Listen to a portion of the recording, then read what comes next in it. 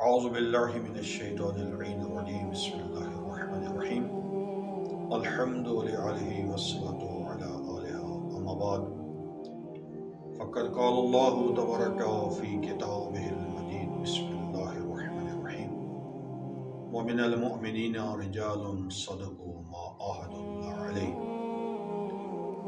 آج ہم قائد شہید علامہ عارف حسین الحسینی کے مقتل گاہ پر کھڑے ہیں، جہاں پر قائد مظلوم پر ظلم اٹھایا گیا، اور میں چاہتا ہوں کہ اس ہستی کے افکار، اس ہستی کے جانشین کے بارے میں ہم آگاہ کریں۔ آج ایک پراپوگنڈا کیا جاتا ہے کہ قائد شہید کا زمانہ تھا تو ایسا تھا، آج جبکہ قیادت کی وجہ سے مسائل پیدا ہوئے ہیں۔ نہیں میرے بھائیوں، میں عرض کرنا چاہتا ہوں کہ وہ زمانہ بھی ایسا ہی تھا کہ قائد شہید کے وہ مشہور جملہ ہے جو میں نے ان کی کتاب میں بھی پڑھا کہ جب ان سے پوچھا گیا کہ آپ نے 3 سالہ قیادت میں کیا کام کیا تو انہوں نے فرمایا کہ میں آج تک اپنا شیعہ ہونا ہی منواتا رہا، یعنی اپنی قوم سے قائد شہید یہ منواتے رہے کہ میں بھی شیعہ ہوں۔ وہی ان غلط لوگوں کے افکار ہیں کہ جو آج بھی ان کے جانشین کے ساتھ، قیادت کے ساتھ اختلافات رکھتے ہیں۔ قیادت میں کوئی مسئلہ نہیں ہے۔ میں پوچھنا چاہتا ہوں ایسے لوگوں سے کہ جو ان سے علیحدہ ہوئے، ان کے علیحدہ ہونے کی وجہ کیا ہے؟ انہوں نے کیوں علیحدہ علیحدہ ٹولیاں بنائی؟ اب یہ کہنا کہ قیادت کی وجہ سے اختلاف ہوا ہے، پوچھنا یہ چاہیے کہ جب بزرگ علماء کرام جو قیادت ساز ہیں، جو اس مجلس عاملہ میں شامل ہیں کہ جنہوں نے قیادت کا انتخاب کرنا ہوتا ہے، جب وہ سب کے سب ایک قیادت پر ایک نقطے پر اکٹھے ہیں تو پھر ادھر ادھر لوگوں کو یہ باتیں بنانے کی ضرورت نہ تھی۔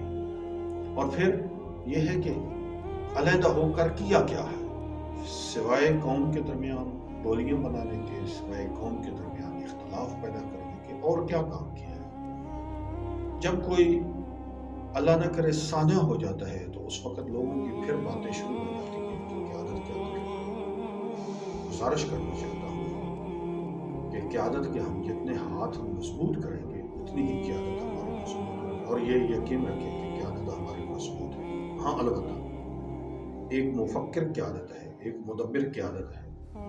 کون سی بات اجاگر کرنا ہوتی ہے، کون سی بات ظاہر نہیں کرنا ہوتی۔ کام ہو رہا ہوتا ہے لیکن لوگوں کو پتہ نہیں ہوتا کہ کیا اس وقت چل رہا ہے، اور کسی کو بتانا یہ فائدہ مند بھی نہیں ہوتا۔ اس لیے بڑے عجیب عجیب باتیں سوشل میڈیا پر بڑے عجیب عجیب شوشے چھوڑے جاتے ہیں۔ کیا ہمارا تقاضا یہ ہے کہ میں ایک گاؤں میں بیٹھا ہوں تو وہاں پر آئے قیادت آ کر میرے ساتھ مشورہ کرے کہ آپ یہ بیان کو میں یہ کام کر سکتا ہوں یا نہیں کر سکتا، یا کرنا چاہیے یا نہیں کرنا چاہیے؟ نہیں، ہم سب لوگوں کی ذمہ داری یہ ہے کہ ہم قیادت کے موقف کے پیچھے لگ جائیں۔ قیادت کا مطلب یہ ہوتا ہے کہ ہم ان کے موقف کی یعنی تقلید کریں، ان کے بیانات، ان کے حکم کی ہم تعمیل کریں، یہ ہمارا کام ہوتا ہے، نہ کہ ہم غلطیاں نکالتے رہیں۔